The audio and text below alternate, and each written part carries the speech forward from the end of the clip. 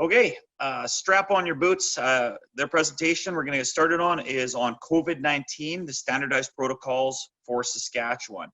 And you can find this on our website under resources/COVID-19/guides and manuals. The COVID-19 standardized protocols for Saskatchewan outlines the best practices for construction sites in order to maintain the health and safety of all workers required to perform duties during the COVID-19 crisis. The protocols, which include prevention, detection, response measures, as well as links to jurisdictional agencies, will minimize the impact of the crisis and ensure business continuity in the construction industry. These protocols are the Saskatchewan government's official recommendation for safety practices and costing in vertical construction for the duration of the pandemic prevention measures. Today, we're going to go over some methods and actions to consider to mitigate the risk of exposures on your site. The Saskatchewan Construction Safety Association is a member of the Canadian Federation of Construction Safety Associations, the CFCSA. The CFCSA works as an umbrella organization for provincial and territorial construction safety associations with a shared interest in promoting awareness of construction health and safety, improving information sharing, and collaboratively producing workplace health and safety training standards and information resources. To this end, the CFCSA will work with member organizations to develop joint strategies to move forward in these initiatives. The COVID-19 standardized protocol for Saskatchewan construction sites was developed in partnership with the Heavy Construction Safety Association of Saskatchewan, Sask Heavy Construction Association, WorkSafe Sask, Saskatchewan Construction Association, Merit Contractors Association of Saskatchewan, Saskatoon and Region Home Builders Association, and the Regina and Region Home Builders Association. The COVID-19 standardized protocol for Saskatchewan addresses the following objectives: prioritize the health and safety of workers and their surrounding communities. Apply recommendations and best practices from federal, provincial, and municipal public health authorities to construction site procedures. Establish and maintain a common pandemic response plan across construction sites. Foster open communication among stakeholders and ensure respectful work environment. Maintain a healthy and effective workforce within the construction industry. Let's start by going over the responsibilities on site.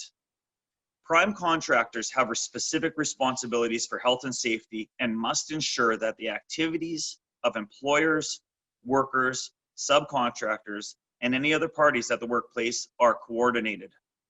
The prime contractor is also required to do everything that's reasonably practicable to establish and maintain a system or process that will ensure compliance with the Occupational Health and Safety Act and regulations. Construction employers and subcontractors are responsible for ensuring the health and safety of workers by putting policies and procedures in place to keep workers healthy and safe.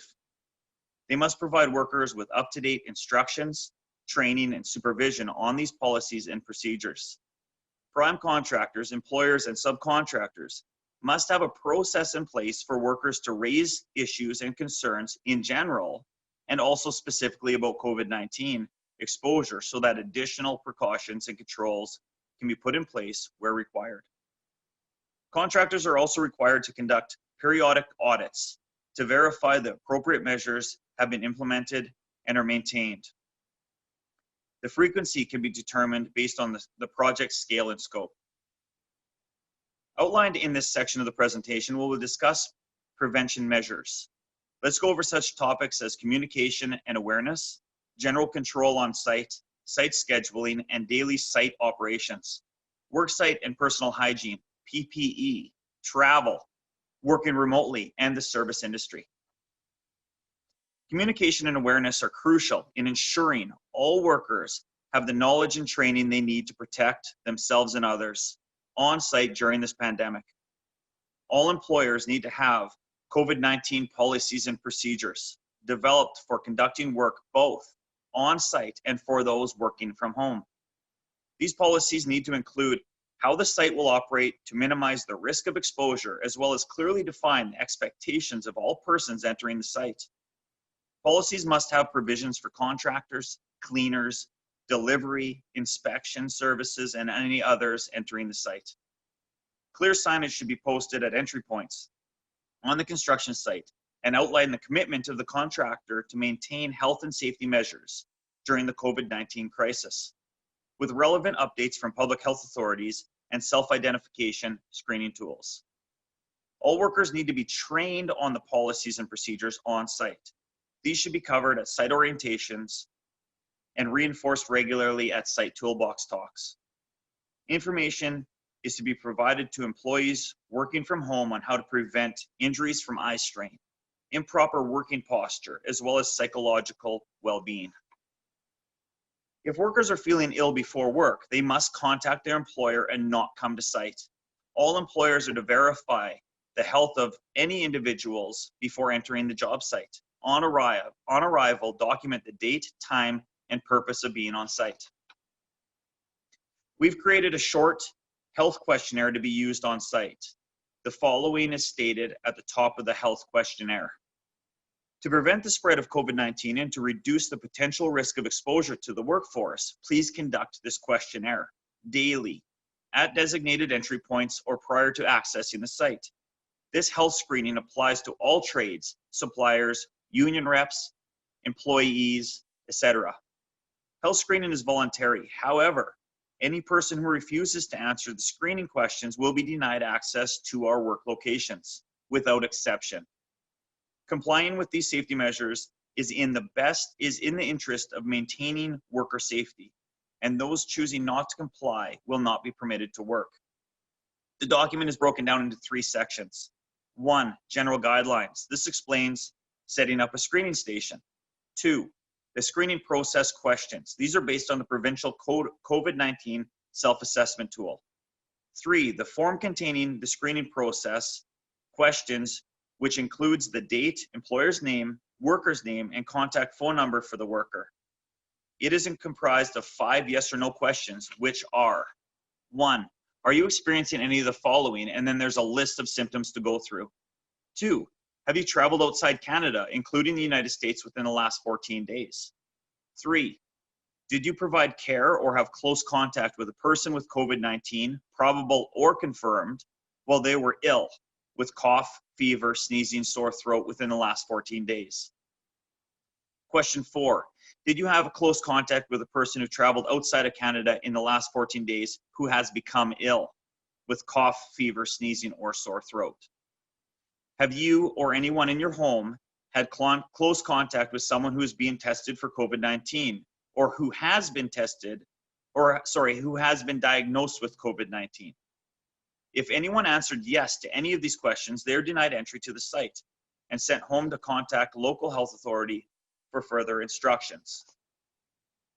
If an employee starts to experience symptoms while on site, they are to report to their supervisor immediately and will be sent home. The employee will be advised to complete the self-assessment provided by the Saskatchewan Health Authority. Information on the numbers to call in your specific area will be covered later in the presentation. Detailed tracking of worker status must be kept at all times. For example, fit to work, sick off work, to care for family, etc. This is important information that Saskatchewan Health Authority may request if contact tracking is required. Employees who have been ill will not be permitted back on site until advised it is safe to do so by the Sask Health Authority.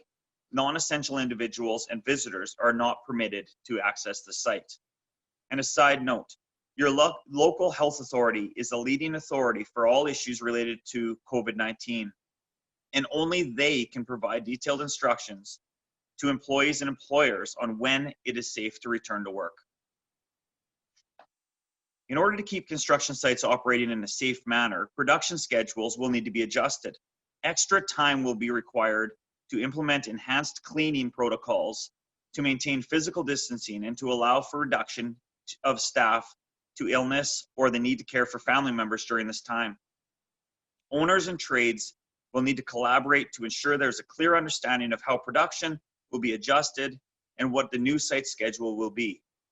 Employers should consider staggered start times, breaks and lunches, segregating sites into zones to keep different crews or trades physically separated at all times, limiting the total number of people on site or in the zone they are assigned to work in, limiting the number of people allowed in facilities like washrooms or trailers or eating areas at one time to allow for the recommended minimum physical distancing.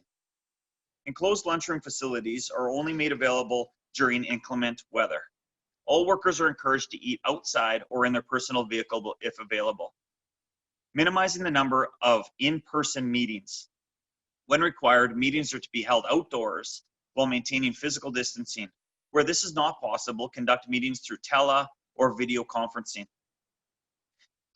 Designing the worksite to reduce high traffic areas to provide the minimum physical distancing. One-way staircases are established where practical to minimize worker contact. Freight elevators are operated and occupied by only one individual at a time, or where feasible, by respecting the minimum physical distancing guidelines. There are certain tasks that will require workers to be in close proximity to each other.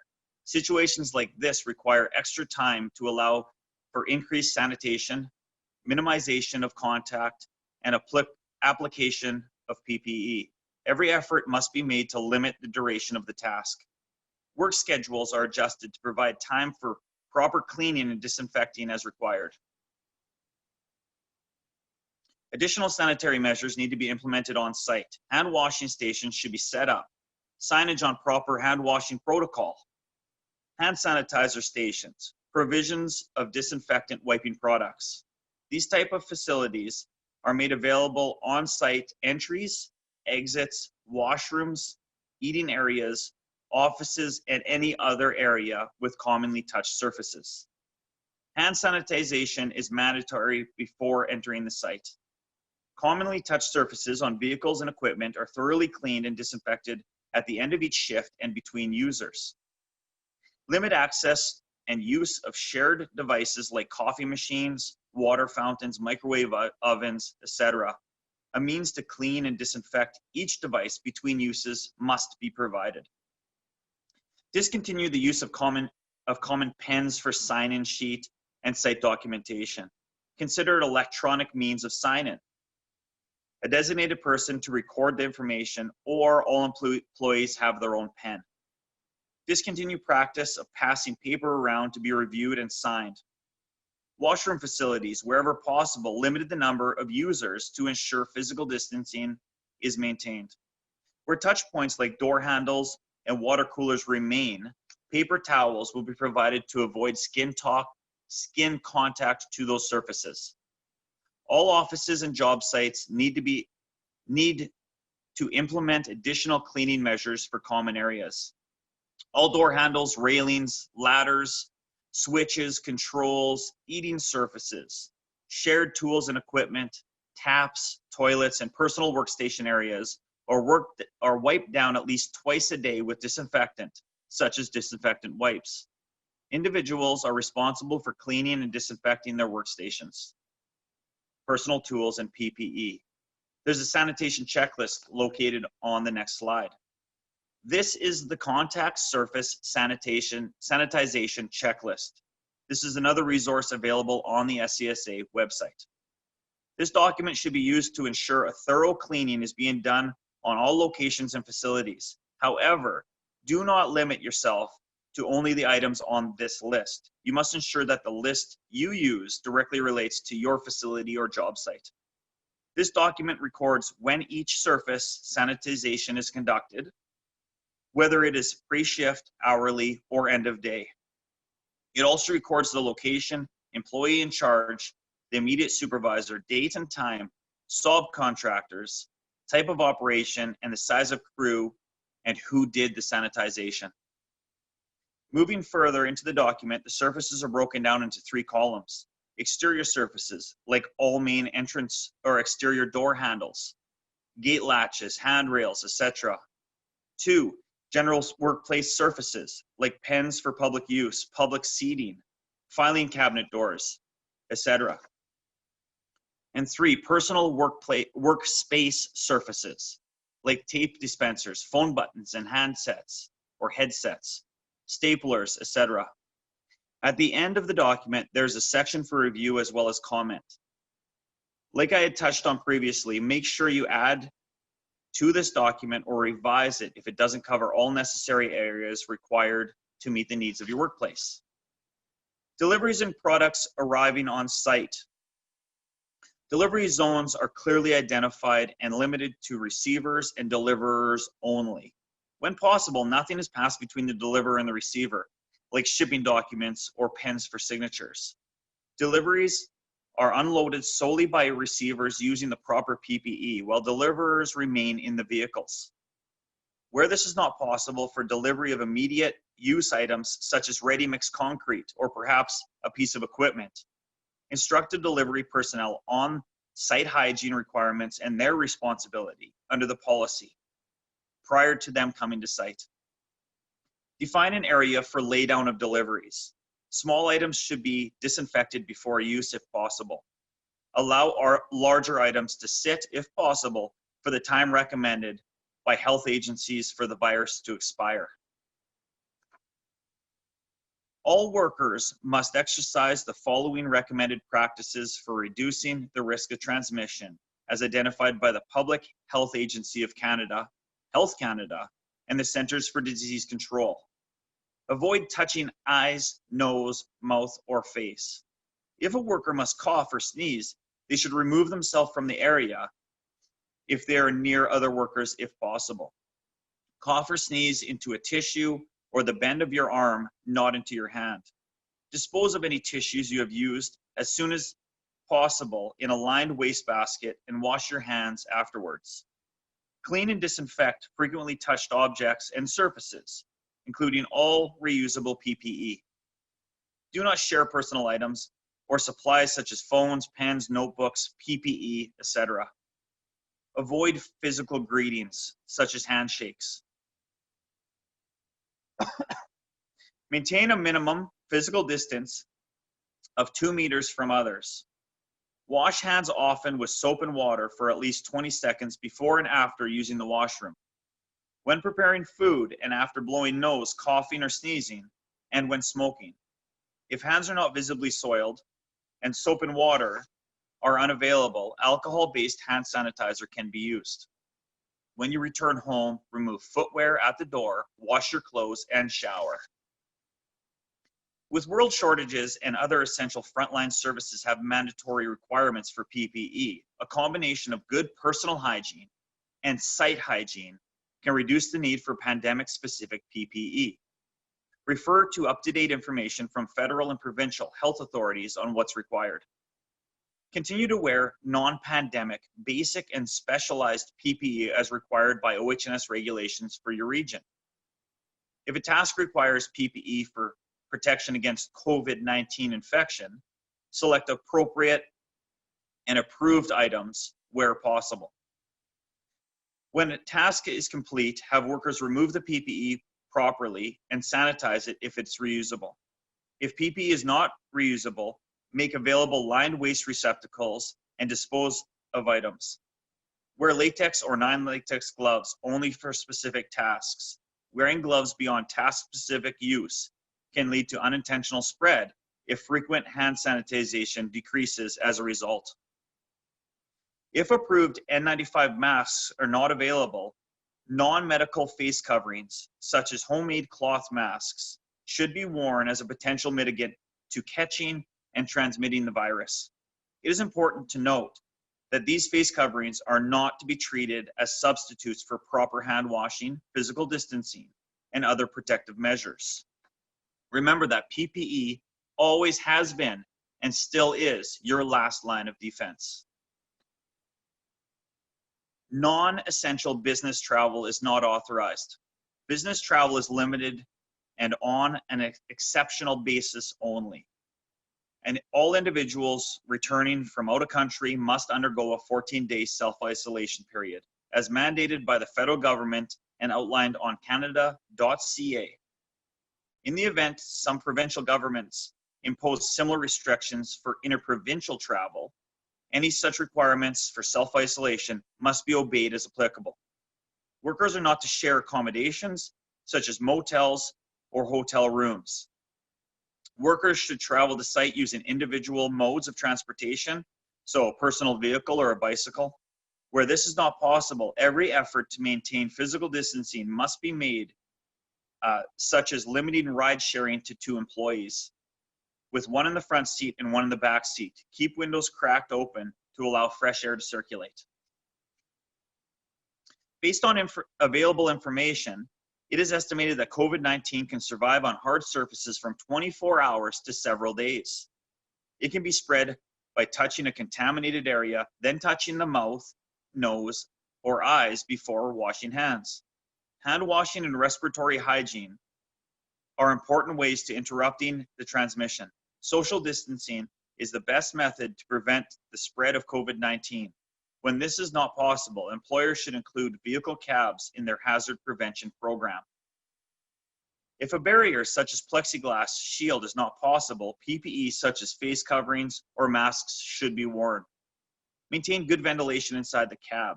Have windows cracked open. Refrain from using the recirc air option on your heating system.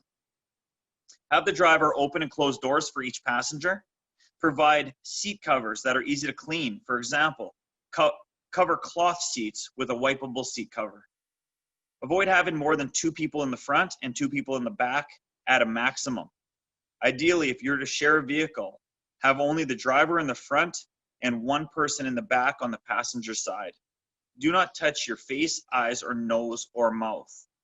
Cover your mouth and nose with the crease of your elbow or a tissue when you sneeze or cough. Do not sneeze into your hands.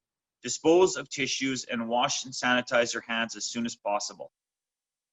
Provide hand sanitizer inside the vehicle for occupants to use. Do not eat or drink while transporting workers. Minimize the number of vehicles shared by employees to limit the spread of the virus between different users of the same vehicles where possible. For example, have the same employees carpool together all the time and not switch around. Ensure that drivers have access to appropriate disinfectants, hand sanitizer, PPE such as gloves, and any other materials needed to clean high-touch surfaces in their trucks and implement recommendations. Clean and disinfect frequently touched surfaces inside and outside after each trip.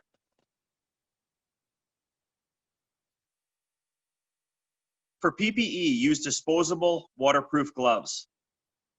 Avoid contact with contaminated areas and hand contact with the face, especially nose and eyes. Make sure vehicle interiors are clean and hygienic by wiping surfaces with disinfectant. The following equipment should be available for cleaning: disposable cloths, paper towels, disposable waste bag, labels and tape, cleaning agents and disinfectants. The checklist on our website includes such areas as keys or fobs, inside and outside door handles, inside door grab handles, pads and armrests, power window and door lock switches, radio and climate control buttons, seat adjuster, seat belts, and seatbelt release buttons. Any other parts that are commonly used that may have been touched. Example would be the glove compartment, the hood, the trunk, van panel, door handles, pickup tailgate handles. Dispose of soiled cleaning rags, disinfectant cloths, disposable gloves, and any other items used in the cleaning process in a disposable waste bag. Wash hands when finished using proper hand washing techniques. Reminder, refer to the safety data sheet, the SDS, for more information on the safe use, care, handling of chemicals used in the cleaning process. For example, disinfection agents may cause airway and dermal irritations, have strong odors, and present inhalation hazards while being sprayed. Where possible, all office employees should work remotely. Meetings are to be held through tele or video conferencing. Workers must be aware of the effects of eye strain and improper working positions. Workers must be monitored for signs of stress and mental fatigue. Workers should have access to mental health resources. We will cover some mental health resources near the end of the presentation. Many construction-based companies are required to perform service work at public buildings and private residences. In these situations, the employer cannot ensure that proper sanitization has taken place. Therefore, they must take extra steps to ensure the health and safety of themselves or their workers. Conduct a hazard assessment on the location where the work will be conducted. Extra time will be required to sanitize work area. Pandemic-specific PPE will or may be required, such as disposable gloves and face masks. Personal sanitization is required before entering and after exiting work area. Instructions are given to persons in the space to ensure they maintain physical distancing. Try to schedule work for certain times to limit exposure to workers, such as after business closes or during the day when a homeowner is not in the house. If the work is taking place in a home or occupied space, complete a pre-screening questionnaire with the owners or workers before entering the area. There's a questionnaire on the next slide. This is the COVID-19 pre-screening for service calls document. This document asks a few simple questions for the occupants to ensure the safety of staff, subcontractors, and clients. It is best practice to administer the questionnaire over the phone the day of the service call whenever possible. The yes or no questions asked to the occupants are similar to the health questionnaire performed by workers before entering the site. The questionnaire asks the property occupants. Question number 1, are you or anyone else on the property experiencing any of the following symptoms? And then there's a list of symptoms. Have you traveled outside Canada, including the United States, within the last 14 days? Did you or anyone on the property provide care or have close contact with a person with COVID-19, probable or confirmed within the last 14 days? Have you or anyone in your home had close contact with a person who has traveled outside Canada in the last 14 days or who has become ill? Question 5, have you or anyone in your home had contact with someone who has been tested for COVID-19 or has been diagnosed with COVID-19? And the sixth question are other symptoms with an area for them to list. The questionnaire also addresses that if the answer is yes to any of the questions, that the employee conduct the service call is to stop work immediately and report to a supervisor. Having response measures in place ensures that you're taking a proactive approach to battling this pandemic, rather than taking reactive measures. In the following slides, we'll discuss what to do for possible cases of COVID-19 and response plans. Individuals have been potentially exposed to the virus or exhibiting flu-like symptoms such as fever, fatigue, coughing, or congestion are instructed to not come to work, contact their supervisor and/or human resources department, stay home and self-isolate, and contact local health authorities for further direction. Such individuals are required to follow the recommendations of the local health authority and may not return to work until given approval by proper health authorities. Individuals who begin to display flu-like symptoms while on site are instructed to avoid touching anything, take extra care to contain coughs and sneezes, and return home immediately to undergo a 14-day self-isolation period. All areas on site potentially infected by a confirmed or probable case are barricaded to keep individuals 2 meters away until the area is properly cleaned and disinfected. Employer may ask to provide contact tracking information to health authorities. Monitoring the status of workers is crucial during this time, and employers should keep detailed tracking of workers' status on site and off site are kept at all times, like fit for work, sick, off work for family caring duties, etc. A list of all quarantine workers is updated daily with their privacy maintained, and ensure records are kept of which individuals work together and when. All contractors are to complete an integrated continuity plan to respond to partial or complete shutdown of construction sites, or in the case of severe limitations on site operations. Here in this section, we'll go we will touch on some of the resources that the Canadian federal government, provincial governments, CCOHS, and the SCSA have made available. Living through the COVID-19 pandemic can cause anxiety and worry in all of us. Whether you're coping with the loneliness of self-isolation, concerned about the health of your loved ones, or worried about what the future may hold, there are mental health supports available to help you through this difficult time. Call Healthline at 811 for professional health, mental health, addictions advice, education, and support. It's open 24/7, confidential, free, and there's translation in over 100 languages. During the COVID-19 pandemic, CCOHS has made their mental health package free to all Canadians. CCOHS courses are unique in that they're developed by subject specialists in the field and reviewed by representatives from labor, employers, and government to ensure the content and approach are unbiased and credible. The following is a list of the free e-courses currently offered. Mental health awareness, mental health communication strategies, mental health and wellness strategies, mental health psychological safe workplaces, mental health signs, symptoms, and solutions.